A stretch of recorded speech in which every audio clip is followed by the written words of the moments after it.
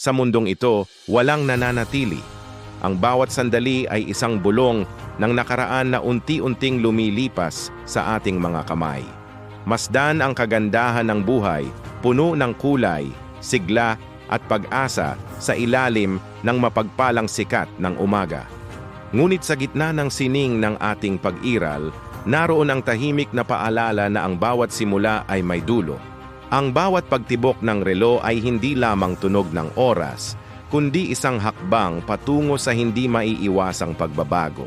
Ang oras ay hindi kailanman naghihintay.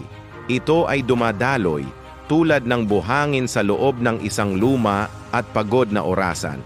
Ang ganda ay unti-unting kumukupas, habang ang liwanag ng araw ay nagbibigay daan sa malamig na sinag ng buwan. Huwag matakot sa paglipas ng panahon. Ito ang nagbibigay ng tunay na halaga sa bawat hininga at bawat tibok ng puso.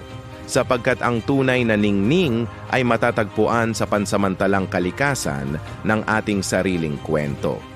Sa huli, tayo ay babalik sa alabok, ngunit ang ating iniwang mga sandali ang magsisilbing pamana sa mundong ito. Memento mori, alalahanin mong ikaw ay may hangganan, isang paanyaya upang mabuhay ng may layunin at saysay. Yakapin ang bawat sandali.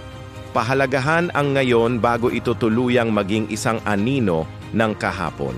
Sulitin mo ang oras. Dahil ang buhay, sa kabila ng pagiging pansamantala, ay sadyang napakaganda.